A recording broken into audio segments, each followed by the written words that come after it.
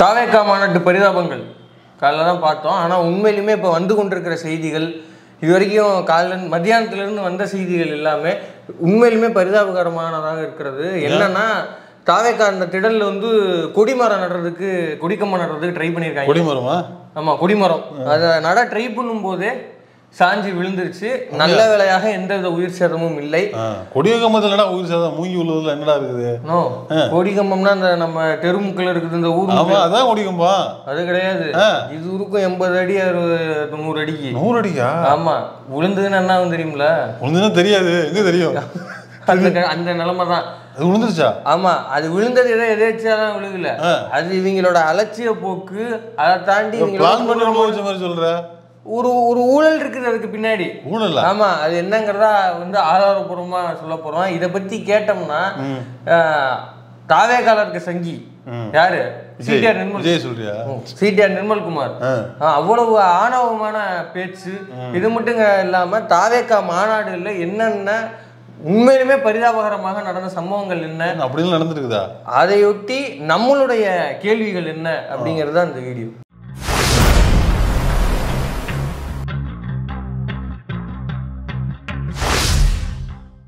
இந்த கொடிகம்பம் விழுந்த செய்தி எல்லாரும் செய்திகளில் பார்த்துருப்பீங்க. கொடிகம்பம்னா ஏதோ இப்போ அதான் நீங்கள் நினச்ச மாதிரி நம்ம கொடிமரம் ஒரு 20-30 அடி மூங்கில வச்சு ஏற்ற வேண்டி தானே. 100 அடிண்ணா. 100 அடியா? 100 அடி தான். யோசிச்சு பார்த்துங்க எவ்வளோ பெருசாக இருக்கும். யோசிக்க முடியாது, அவன் ரொம்ப பெருசு. அவ்வளோ பெருசு. இப்போ அவ்வளோ பெருசு விழுந்ததுன்னா என்ன ஆகுறது? ஒன்றும் ஆகாது, எல்லாமே சரி போயிடும். நம்ம எதுவுமே ஆகாது, ஆகாமல் போயிடலாம். என்னாச்சு? உயிர் சேதம் எதுவும் இருந்தாலும் இந்த காட்சி இன்னொரு முறை உங்களுக்காக.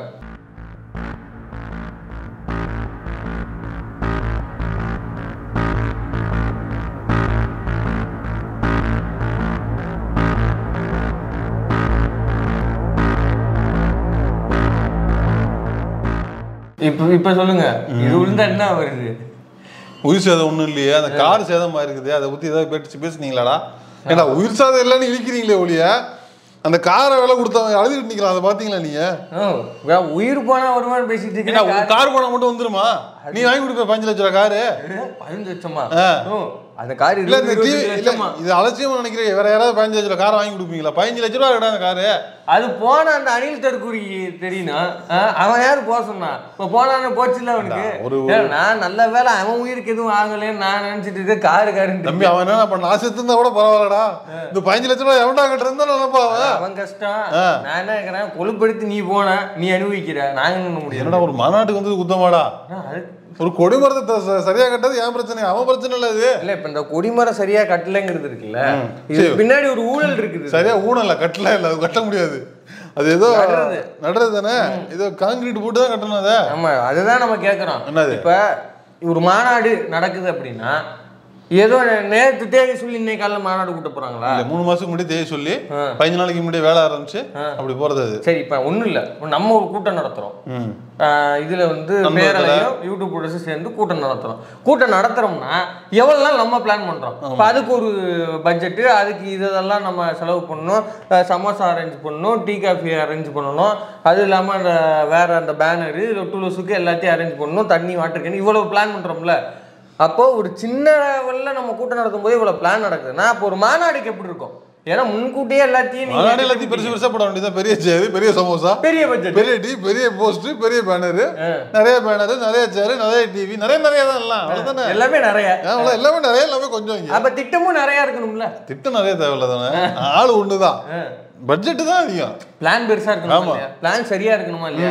அப்ப இந்த கொடிகம்பம் இந்த இடத்துல நட போறோம், இத்தனை 100 பேனர் கட்ட போறோம், அதுக்கு இத்தனை 1000 ஆட்கள் தேவை, இது எல்லாமே பிளான் பட்ஜெட்ல கரெக்டா வரணுமா இல்லையா?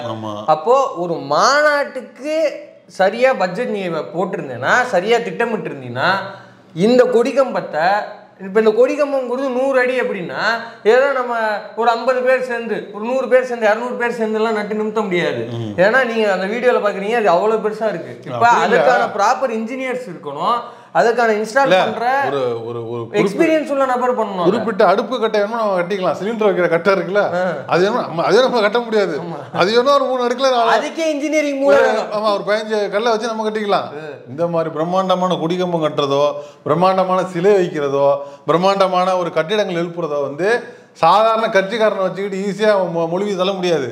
அதுக்கு ப்ராப்பர் டிசைன் வேணும், வந்து உயரம் வந்து அதெல்லாம் கரெக்டா வைக்கணும். அதெல்லாம் வச்சாதான் கட்ட முடியும். நம்மளால என்ன நினைச்சிட்டாங்கன்னா, ரைட்டு நான் ஊர்ல இருந்து வச்சேன் மாவட்ட செயலாளர் கூப்பிட்டு இருந்தேன். அதே நானே தான் 2 குழியை தோண்டி 2 பாறையை போட்டு குத்துறதுக்கு ஒரு ஆளு, நோண்டி போறதுக்கு ஒரு ஆளு, வைடா 100 அடி கம்பத்தை அப்படின்னு வச்சிருக்காங்க. உங்களுக்கு இந்த தாவேக்காக பசங்களோட ரீல்ஸ் எல்லாம் பாத்தீங்கன்னா தெரியும். எங்கேயாவது ரோடு குண்டும் குழியுமா இருக்குது, ஏதாவது மண் ரோடு இருக்கு அப்படின்னா நீ என்ன பண்ணணும்? ப்ராப்பராக யாருக்கு எழுதி போடணும், யாருக்கு பெட்டிஷன் பண்ணணுமோ பெட்டிஷன் பண்ணணும். பெட்டிஷன் பண்ணி வேலை நடக்கலையா அதை அறிவுறுத்தி பொதுவெளியில் சொல்லி மக்களை திரட்டி நீ மக்களை அரசியல்படுத்தணும்னா அது என்ன பண்ணுவானுங்க, சிமெண்ட் ஜல்லி இதெல்லாம் வாங்கிட்டு வந்து ரோட்ல போட்டு ரோடு போட்டுட்டு இருப்பாங்க. அந்த மாதிரியே நடந்துட்டு இருக்காங்க. சொல்றது 80s காலம். போராட்டம் நடத்துறது, மக்களை கூப்பிடுறது, இல்லை விண்ணப்பம் எழுதுறது, அப்ளிகேஷன் போடுறதுலாம். இப்ப எல்லாம் செல்ஃபி எடுத்து ரீல்ஸ் போடுறதா வந்து இப்ப 2K கிட்ஸ் காலம். அது தாவே அவனாவது ஏதோ ஜல்லியை கொண்டு நப்புனாலன்னு சந்தோஷப்படு, செல்ஃபி எடுத்து ரீல் போடாம விட்டாலன்னு விடு. நான் என்ன சொல்றேன், இப்படி எல்லா வேலையும் இது என்ன ரோடு போடுறது, சிமெண்ட்டை கொண்டு வந்து போட்டா போட்டுடலாம் அப்படின்ற அடிப்படையிலேயே எல்லாத்தையும் அணுகிறானுங்க. இப்ப இந்த பசங்க போய் ஆர்வமா தன்னார்வலாம் செஞ்சாங்கிறது இல்ல, இதை கான்சியஸா இதை செய்யக்கூடிய ஆள் யாரு? யாரு அங்க பொறுப்பாளர் யாரு? இல்ல இதுக்கு பொறுப்பாளர் யாருன்னா புஷி ஆனந்த், இவருதான் சில்பாகுமார். அவங்க 2 பேர் தான். 2 வேஸ்ட். போன மாநாடுல விஜய்க்கு எல்லாம் தெரியுமா? விஜய்க்கு இந்த கம்ப விழுந்ததே தெரியுமான்னு தெரியல. விஜய்க்கு மோடியே தெரியும், அது தெரியுமா? அது தெரியுமா? விஜய்க்கு அண்ணா ஹசாரே தெரியும், அது தெரியும்ல, அது போதும். விஜய்க்கு குறுக்கு புத்தியே தெரியும், அது தெரியும்ல, அவ்வளவுதான். அவங்களுக்கு தெரிஞ்சா போதும். இவங்க தெரிஞ்சு என்னன்றது.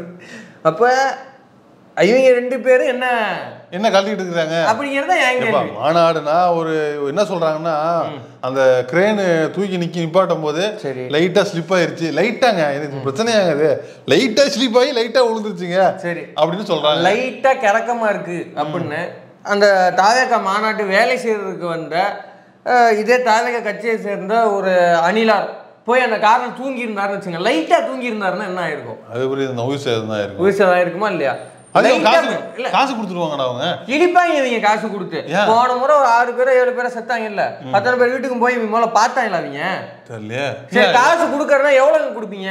இல்ல நீங்க வந்து வருஷத்துக்கு 1000 கோடி ரூபாய் சம்பாதிக்கிறவரா? அதான் கேக்குறேன். அட்லீஸ்ட் ஒரு 50 லட்சம் கொடுத்துருவாரு அவரு. 50 லட்சம் எந்த மூளைக்கும் கேட்கறேன். நீங்க வருஷத்துக்கு 1000 கோடி சம்பாதிக்கிறீங்கல்ல, குறைஞ்சபட்சம் லீஸ் சம்பளம்னு வைங்க. லீஸ் சம்பளம்னு வாங்கினா கூட ஒரு ஆள் வாழ்நாள்ல யோசிச்சு பாருங்க. இன்னைக்கு காலையில் ஒரு பையன் செத்து போயிருக்கான், 2nd இயர் காலேஜ் பையன். ஆமா, இதுல தாவேகா மாநாட்டுக்கு வேலை செய்யறேன்ட்டு போய் வேலை செய்யறேன்னா அவன் கட்சிக்கார பையன். இவங்க யாருமே வேலையாட்கள் வச்சு வேலை செஞ்ச மாதிரி தெரியல. இப்படி காசை மிச்சம் பண்றேன், இதை மிச்சம் பண்றேன்னு சொல்லி ஏன் இந்த தன்னார்வல வந்து கட்சி வேலை செய்யறது தப்பா? உங்க வீட்டு பிள்ளை செய்ய சொல்லுங்க. புஷி ஆனந்த் வீட்டுல பசங்க இருக்காங்களா இல்லையா? அவங்க பசங்க எங்க போனாங்க? அவங்க பசங்க எங்க போனாங்க? வாய்ஸ் ஆஃப் மாமன் இருக்காங்களா, அவங்க வீட்டுல பசங்க இருக்காங்களா இல்லையா? அவங்க வீட்டு பசங்க எங்க போனாங்க? ஏன் அவங்க வந்து கட்டுட்டோம். அப்ப எங்க வீட்டு பிள்ளைய மட்டும் நீங்க ஏத்தி எவனோ ஒருத்தர் நீங்க ஏத்தி அவங்களுக்கு நாங்க காசு கொடுத்துருவோம் தம்பி. அவங்களுக்கு நாங்க எவ்வளவு கொடுப்பீங்க? ரோஹிணி தியேட்டர்ல வந்து கேரளா அடிச்சு உடைச்சோம்லடா, அது காசு கொடுத்துட்டோம்லடா. இழுச்சாங்க. இப்ப யாரு கொடுத்தா? ரோஹிணி தியேட்டர் அவன் சார் அவன் சரி காசு கொடுக்குறேன்னு சொன்னாங்களே, சொல்லுவாங்க. செஞ்சு முடிச்சப்பதான் சொன்னாங்க. ஆமா சரி, இப்ப 3 நிமிஷம் கண்டனம் நடத்தினாப்ல, அங்க நடந்த அந்த பொது சொத்துக்கெல்லாம் நாங்க காசு கொடுத்துறோம்னு சொல்லிருக்காப்ல. நீங்க ஒன்னும் கிழிக்க வேண்டாம்னு சொல்லி அனுப்பிச்சு விட்டாங்க. நீ எங்கள்கிட்ட காசு இருக்கு தம்பி, நாங்க பண்ணையர் தம்பி, நான் ஏதாவது செஞ்சா தம்பி, நான் 1000 கோடி சம்பாதிக்கிறேன் தம்பி, அது எப்படி செலவழிக்குன்னு தெரியல தம்பி எனக்கு. இந்த மாதிரி தப்பு தவறு பண்ணும்போது நான் இந்த மாதிரி எடுத்து கொடுத்தாதான் வந்து நான் ஒரு வள்ளல், நான் ஒரு பண்ணையார் அப்படின்னு தெரியும் தம்பி. அவ்வளவு காசு இருந்தா ரோல்ஸ் ராய்ஸுக்கு போய் வரி கட்டு, அதுக்கு மட்டும் வரி விலக்கு கேட்டு போற. என் வீட்டு பிள்ளைக்கு மட்டும் நீ வந்து காசு கொடுத்து சரி பண்ணுவியா? இது என்ன லாஜிக்கு? அவ்வளவு காசுனா போய் வரி கட்டுப்பா. எதுக்கு என் வீட்டு பிள்ளைய காவு கொடுக்குற நீ? இப்போ இந்த கொடி கம்பமே பார்த்தீங்கன்னா இன்ஜினியர்ஸ் வச்சு அதுக்கான ஆட்கள் வச்சு நீங்க பண்ணல. இவங்க கட்சிக்கார பசங்க தான் கீழே நிற்கிறாங்க. நல்ல வேலையா வந்து அதை சாயும் போதே இவங்க எல்லாம் ஓடிட்டாங்க. ஒரு வேலை இப்போ நான் தெரியாம கேட்கறேன், இதை வந்து சக்சஸ்ஃபுல்லா அவங்க நட்டுட்டாங்கப்பா, கட்சிக்காரங்க வச்சு நட்டுட்டாங்க. நாளைக்கு விஜய் இப்படி அமுக்குவார்ல, அமுக்கும்போது இப்படி கொடி ஏறும்ல, அவர் நிப்பார் 3-4 கிலோமீட்டருக்கு அங்கிட்டு நின்று இப்படி அமுக்குவாரு. இப்போ கொடி ஏறும்போது சாஞ்சிருந்ததுன்னா என்ன ஆகுது? ஏற்கனவே இங்க இருக்கிற அணில் குஞ்சுங்கெல்லாம் அதீத தற்கொலையா இருக்குதுன்னா இவங்க போய் கொடி ஏறும்போது பாரு நான் ரீல்ஸ் எடுக்கிறேன்னு போய் வீடியோ எடுக்க போய் அதுக்கு தானே பாதுகாப்பு ஆளு போட்டிருக்கேன் பவுன்சரு. பாத்தியா நீ கொடிக்கம்பு உளுந்தோடனே அவன் உளுந்தோடனே 10 பேரை போட்டோம்ல. ஏன் போட்டான்? இங்க வந்து செல்ஃபி எடுப்பாங்க, டிஸ்டர்ப் பண்ணுவாங்க, இந்த இடத்துல பவுன்சர் போட்டுருக்கோம். அது கொடிக்கம்ப நடும்போது போடணும்னா கொடிக்கம்ப உளுந்ததுக்கு அப்புறம் இருக்கு. அது ஆனா இனிமே சுற்றுலா தலமா ஆக போகுது. அது கொடிக்கம்பு உளுந்ததாலேயே அது ஒரு சுற்றுலா தலமா மாற போகுது. இப்ப நீங்க துரைந்திரன் ரவிசாமி மாதிரி பேசுறீங்க. அது வந்து இந்த முன்ன சுத்தி சுடுகாடு தெரியும் தம்பி. நம்ம இப்பதான் வந்து வர்றோம் அரசியலுக்கு. நம்ம வந்து போன வாட்டி தான் வந்து தண்ணி வைக்காம என்னன்னு சின்ன வண்டியா கேட்டு விமர்சனம் எழுதுனாங்க. இந்த வாட்டி தண்ணி பிரச்சனை தீர்த்துட்டு தம்பி. இப்ப இந்த வாட்டி தான் கொடிமரம் விழுந்துருக்குது. அடுத்த முறை கொடிமரம் அடுத்த நட்டு நூத்த மாட்டேன். 150 அடியில வைப்போம்ல. ஃபாரின்ல இருந்து ஹாலிவுட் ஒயிட் மாஸ்டர் கூட்டு வந்து சும்மா கிண்ணு நிறுத்தம்ல 150 அடியில. தம்பி ஒவ்வொரு வாட்டி தப்பு செய்யும் போது தம்பி ஒரு வாட்டி கத்துக்க முடியும். அரசியலுங்கிறத கத்துக்கதான் லேர்னிங் பிலிக்ஸ். இந்த ஒரு வாட்டி இந்த பையன் செத்துருக்கான், ஒரு பையன் 19 வயசு பையன். அடுத்த வாட்டி அந்த பையன் குறைஞ்ச வயசு பையனை சாவறதான் நாங்க வச்சுக்கிறோம். 19 வயசு செத்துட்டா. நீங்க லேர்ன் பண்ற வரைக்கும் எங்க வீட்டு பிள்ளைக்காக கொடுத்துட்டு இருப்பீங்க. அது தெரியல தம்பி, அது தெரியல. இது என்ன எந்த ஊர் லாஜிக் இது? இல்ல எனக்கு இது புரியவே இல்லை. அந்த கட்சிக்கார பசங்க நல்ல வேலை ஓடிட்டானுங்க, அதனால தப்பிச்சானுங்க. அதனால கில்லாடி நம்ம ஆளுங்க. அதனால இப்போ போலீஸ் வந்து நிக்குதுன்னு வச்சுங்க, இந்த வந்துட்டுன்னா போதும் தேவைக்கெல்லாம்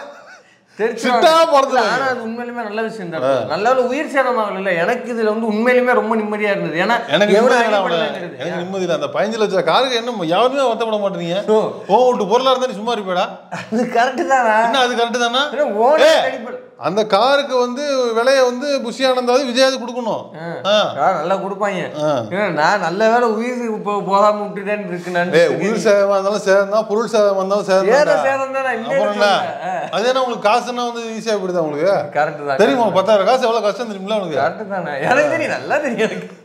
இல்ல இப்ப என்னன்னா அந்த கொடிகம்மா இப்ப ஏறும்போது விழுந்து இருந்ததுன்னா விஜய் வந்து கொடுப்பாப்லையா? அப்ப அந்த உயிர் சேதம் நடந்திருக்குமா இல்லையா? கொடுப்பாப்லடா. 1000 கோடி ரூபாய் சம்பாதிக்கிறாரு அவரு. ஏன்னா நீ யாரும் வாயக்கல.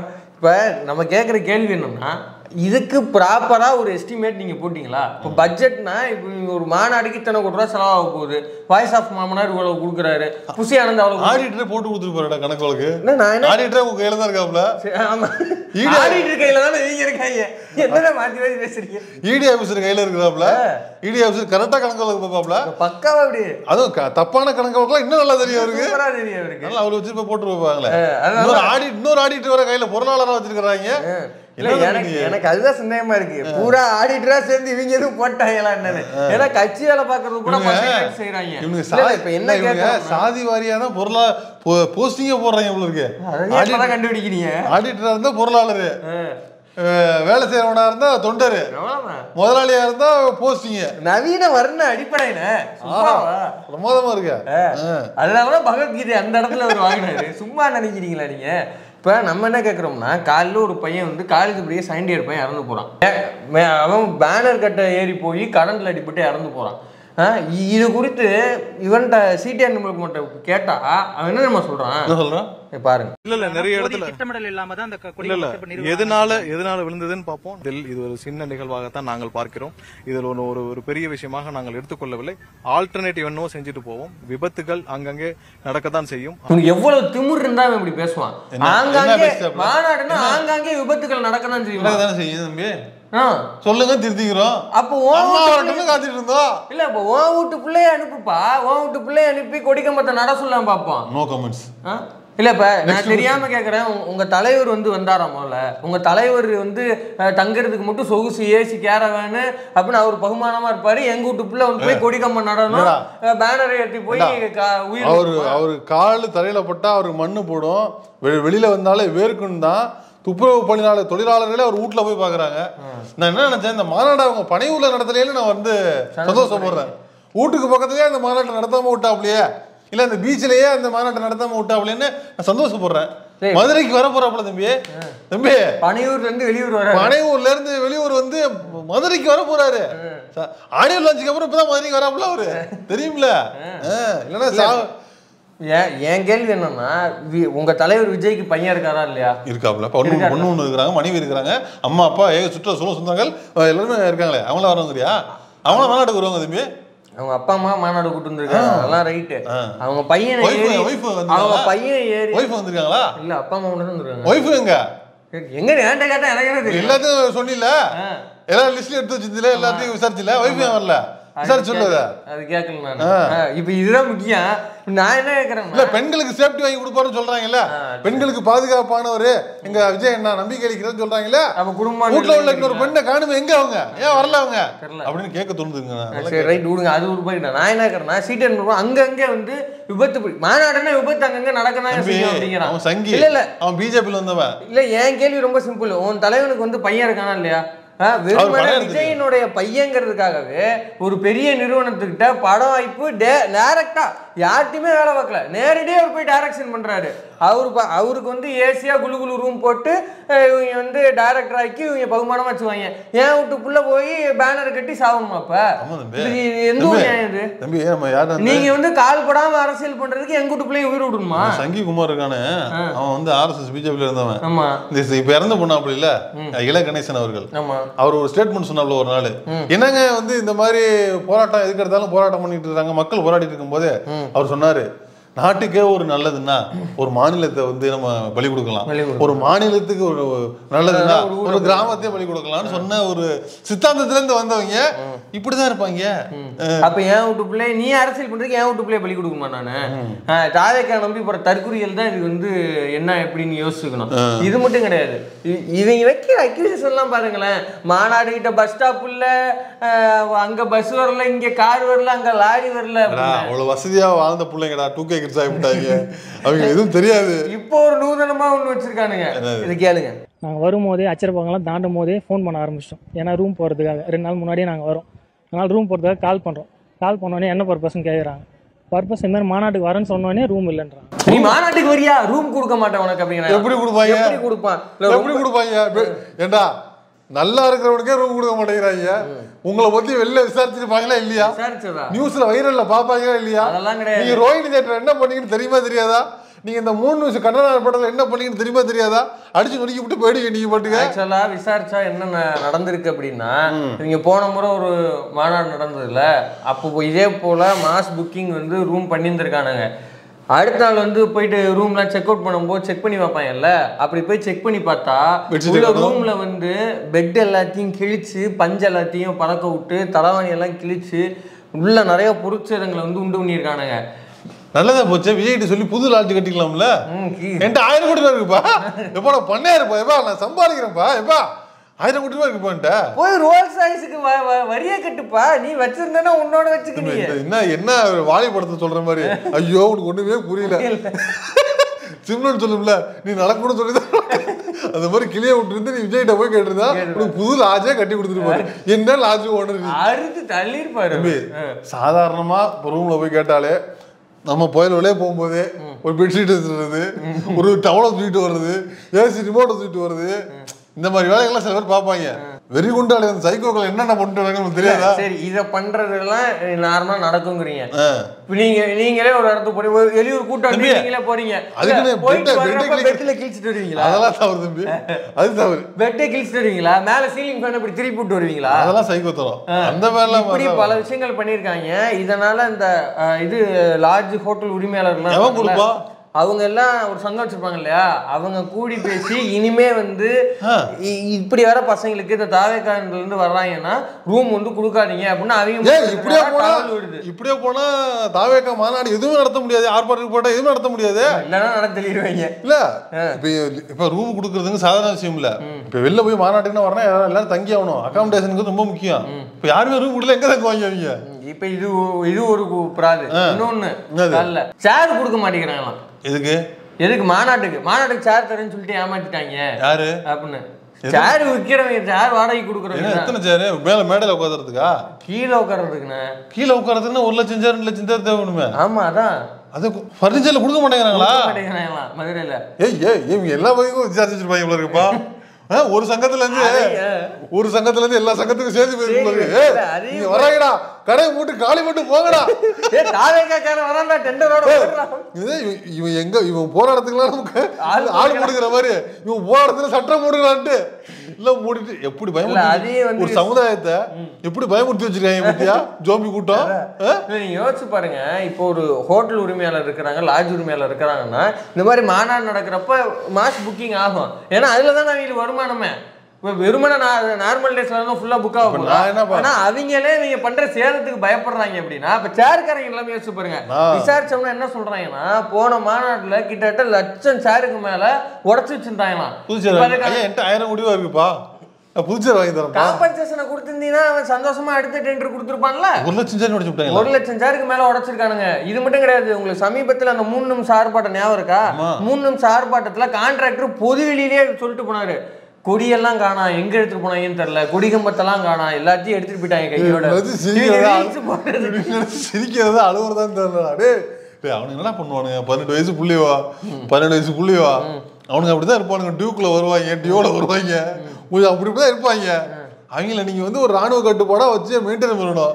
நீங்க திறந்து விட்டீங்கன்னா அவனுக்கு வேலையை கட்டதான் செய்வாங்க. அவங்க அப்போ நீ அவன் வேலை கட்டதான் செய்வானா, நான் என் பொருளை கொடுக்கல, என் பொருளை நான் பாதுகாத்துக்கிறேன் அப்படின்னு ஒரு உரிமையாளர் சொல்லுவானா மாட்டானா? இப்படி சொல்ற. எனக்கு என்ன பயம்னா, ஏன் இந்த ஒரு கட்சியை நடத்துறதுக்கு ஒரு பர்னிச்சர்காரங்க சேர் கொடுக்குறவங்க ரொம்ப முக்கியம். அந்த ஊர்ல அகாமடேஷன் பண்ற ரூம் ரொம்ப முக்கியம். இவங்க எல்லாமே ஒரு கட்சியை சப்போர்ட் பண்ணலாம், கட்சி வளரவே வளராது.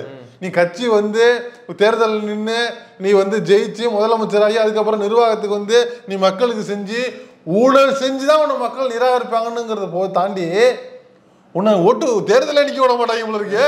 இப்படியே சிறப்பா இருக்கும். தம்பி இப்ப ஒரு மனுஷனை முதல்ல வெளியூர்காரன் நம்புறதுக்கு முன்னாடி சுத்தி உள்ள நண்பர்கள் நம்பணும். அப்பதான் நீ உருப்பிட முடியும். சுத்தி உள்ள நண்பர்களே உன்னை வந்து சப்போர்ட் பண்ணல விரும்பலன்னா நீ வளரவே முடியாது ராஜா. இது வந்து இங்க மட்டும் இல்ல, இந்த மதுரையில இருக்கிற சங்கம் வந்து பக்கத்து ஊர்ல தூத்துக்குடியில இருக்கும்போது போன் பண்ணி சொல்ல மாட்டாங்களா? இந்த செய்தி பரவாதா? எல்லா ஊர்லயும் இந்த செய்தி பரவும். தாவேக்காவோட நிலைமை இதுதான். தாவேக்காவை கண்டு பயப்படுறாங்க, அடிமைகளை கண்டு அவங்க கூட வாழ முடியாதுன்னு நினைக்கிறாங்க. இது மட்டும் கிடையாது, காலையில இருந்து நம்ம இவர் இருக்காருல்ல சமஸ்கிருதம், அவர் சேனல்ல போட்டு தாக்குறாரு வீடியோ. இப்பெல்லாம் நீங்க எடுத்து பார்த்தீங்கன்னா 30-35 வீடியோ வந்திருக்கும். நொடிக்கு நொடி விஜய் தும்பிட்டாரு, புசியானந்த் திரும்பிட்டாரு அப்படின்னு போட்டு தள்ளுறானுங்க வரிசையா. யாருமே சப்போர்ட் யாருமே கவனிக்கல, நான் தாயில புள்ள மாதிரி ஆயிடும்ல.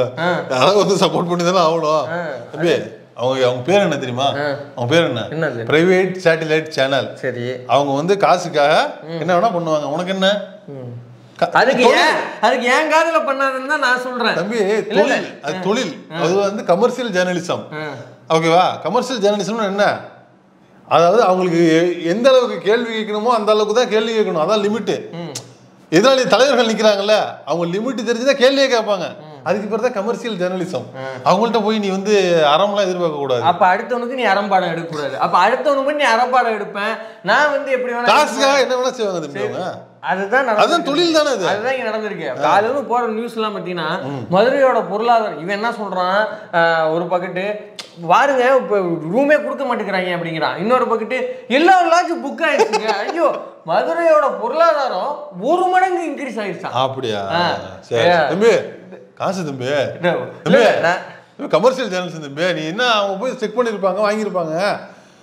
போடலாம் தம்பி, காசு கொடுக்குறது. 1 ட்ரில்லியன் எக்கனாமி எப்படி அடைகிறதுன்னு உட்காந்து அதுக்கு தனியா டீமை போட்டு சிறப்பு குழு எல்லாம் போட்டு திட்டக்குழு எல்லாம் வந்து ஒப்பீனியன் வாங்கி காசு கொடுத்தாங்களா? கவர்மெண்ட்ல காசு கொடுப்பாங்களா? அதுக்கு இதுக்கு எதுவும் கவர்மெண்ட் காசு கொடுக்கணும் தம்பி. தம்பி கமர்ஷியல் ஜேர்னலிஸ்ட் தம்பி. இது தம்பி நீங்க பாட்டு ஏதாவது பேசையா தம்பி? காசு சம்பாதிக்கணும், ஏதாவது செஞ்சாகணும் தம்பி. என்ன செஞ்சாவது காசு சம்பாதிக்கணுங்கிறது சமுதாயத்தோட எதார்த்தம் தம்பி. செய்தி வந்து சரியான விடுங்க. காசு தான் முக்கியம். சமூகத்துல எதார்த்தத்தை காசு தான் முக்கியம். சமஸ்கிருதமா இருந்தாலும் தமிழா இருந்தாலும் காசு தான் முக்கியம். காசு தான் இங்க முக்கியமா இருக்கிறது. இதே வந்து பழைய பரம்பரை சேனலை சேர்ந்த ஒரு நடிகரின், ஒரு முன்னணி நடிகர், முன்னணி காமெடி நடிகரின் பெயரை கொண்ட ஒரு நபர் ஐயா சமஸ்கிருதத்தின் சார்பாக போய் வாங்க வேண்டியதை வாய்ஸ் ஆஃப் மாமனாரிடம் பெற்றுக்கொண்டார் அப்படிங்கிற செய்தி பொதுவெளியில வந்துகிட்டு இருக்கு. இந்த மாதிரி செய்தியெல்லாம் நான் சின்ன பிள்ளையா இருக்கும் போது படிச்சதுடா. இதோ எனக்கு ஒண்ணுமே புரியாத மாதிரியே பேசுறியடா. ஏதோ துணுக்கு செய்தி கிசு கிசு மாதிரி பேசிட்டு இருக்கேடா தம்பி. இது நடந்த விஷயம். இத பொதுவெளியில் அம்பலப்படுத்தி 2-3 நாள் ஆகுது. சரியா? இன்னும் அந்த தரப்புல இருந்து எந்தவித பழைய பரம்பரையில இருந்து இன்னும் வரல. ஆமா, பழைய பரம்பரையில இருந்தோ இல்ல மறுக்க வேண்டிய ஆட்கள் யாருமே மறுக்கல. இது மட்டும் கிடையாது. இன்னொரு முன்னணி சேனலுடைய ஒரு ஒரு பெண் தலைமை ஆசிரியர், ஆமா, ஒரு தலைமை ஆசிரியர் அவங்களும் போய் வாய்ஸ் ஆஃப் மாமனாரை சந்தித்து இருக்கிறார். தம்பி, காசு கொடுத்தா வேலை பார்க்க போறாங்க தம்பி, அதுல என்ன இருக்குது? காசு கொடுத்தா அவங்க கமர்ஷியல் ஜேர்னலிசம் பண்றவங்க பண்ணிட்டு போறாங்க. மக்கள் காதில் ஸ்பேம் செய்யாதீர்கள்ங்கிறது தான் பொருள். அப்ப நீங்க அங்க காசை வாங்கிக்கிட்டு வரிசையா 20 வீடியோ 25 வீடியோ இறக்குறீங்க. அதுவும் அவர் திரும்பினா அப்படி தும்முனா. விளம்பரத்தினால் தான் தம்பி பிரைவேட் சேனல் இயங்குகின்றன. விளம்பரங்களே வரவில்லை என்பதுதான் அவங்களோட கோரிக்கை. சோசியல் மீடியா வந்த பிறகு அவங்களுக்கே வியாபாரம் இல்லை. அவர்களே யூடியூபை வைத்து கொண்டுதான் நோய்து கொண்டிருக்கிறார்கள். நம்ம வைக்கிற அதனால் அவர்களுக்கு வருமானம் வருவது உங்களுக்கு பிடிக்கவில்லையா? இந்த இடத்துலதான் நீங்க விஷயத்தை வேறுபடுத்தி பார்க்கணும். இது வெறுமன பணத்துக்காக மட்டுமே செய்தது. அப்புறம் இது அதையும் தாண்டி வெஞ்சடேந்தர் இருக்காருல்ல, அவரு இப்ப எங்க இருக்காரு? அவர் பெரம்பலூர்ல இருப்பாரு. பெரம்பலூர்லயா? அங்கெல்லாம் டெபாசிட் போயிடுச்சு. சும்மா ஆபீஸ்ல இருப்பாரா? அவருக்கு என்ன யாரு கூட்டணியில இருக்காரு? யாரு கூட்டணி? ஐயா, இவரு தமிழர் முனியன் கூட்டணி ஆதரித்த பிஜேபி கூட்டணி அங்கதான் இருக்கிறாரு. சரி, இப்ப அவருடைய சேனல்ல விஜய் ஆஹோ, விஜய் ஓஹோ, ஏங்க விஜய் இனிப்பா இனிக்குதுங்க அப்படின்னு செய்தி வருதுன்னா இதை பாஜக தலைமை ரசிக்குமா? ரசிக்காது. அப்ப அதையும், ஏன்னா கொள்கை எதிரி பாஜக தாவேக்கா பண்ணியிருக்குது இல்லையா?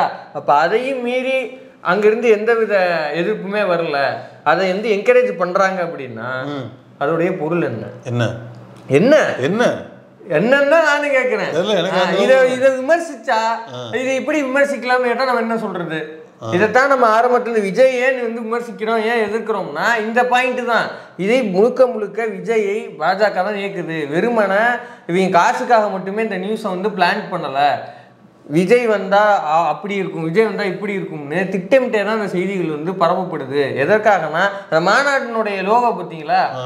இந்த சைடு அண்ணா, இந்த சைடு எம்ஜிஆர், கீழே நம்பர் வேற 1967 77 2026.